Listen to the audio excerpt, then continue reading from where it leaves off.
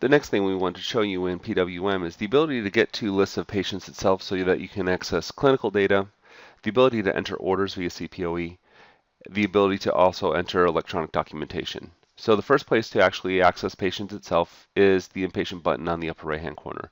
Clicking Inpatient will take you to a list of all patients that are currently in a bed in an admitted status at any of our 3 facilities where you currently have privileges itself.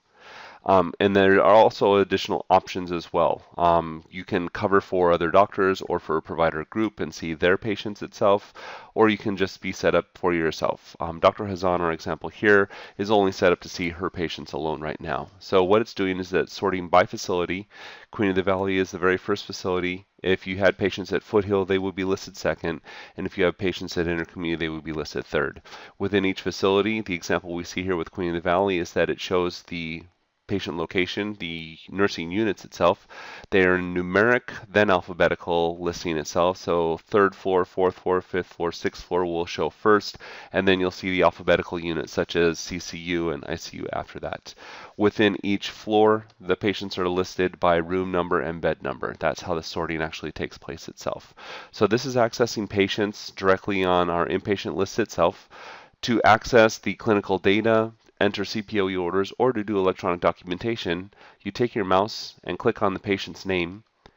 Their listing will turn blue, and the buttons down below, the navigation buttons that take me to the clinical review for data, CPOE for orders, and electronic documentation light up at below. And I simply can click on one of those to actually take me to those areas. So this is the inpatient rounding list.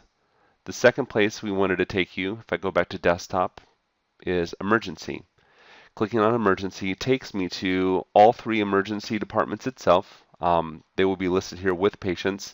And again, it's the same sorting. Queen of the Valley is first, Foothill shows up second, and Intercommunity shows up third. Instead of patients being listed by room or bed, the patients in the ER setting are listed alphabetically. So you'll see patients show up here alphabetically itself. Again, same thing. If I click on a patient's name, the buttons below automatically light up for me. I can go into clinical review to access their clinical data, order for CPOE, and then document button to do electronic documentation.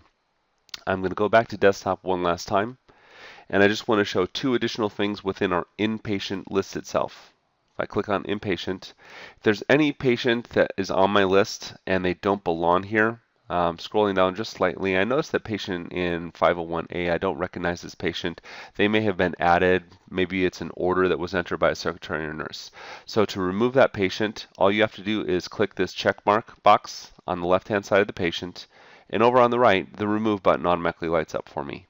I simply can click remove, and the patient disappears off of my list immediately, and they'll be gone forever. I don't have to worry about them showing up for me in the future. The second thing is if I need to find a patient and add them to my list. Let's say hypothetically I received a phone call from my office notifying me of a new consult for me. I can click right above that and click on Find Patient. I can type in whatever information I have, whether it's name, account number, medical record, if I have a date of birth, or potentially if I know the location of the patient itself. Now in my example, I only know the last name of the patient is Baker, so I just type the last name of Baker itself, click on search, and it'll show me any patients that are currently, again, in a bed in an admitted status. So I can click on this patient here. They're currently admitted as of 5/16/2013, and I have a couple options.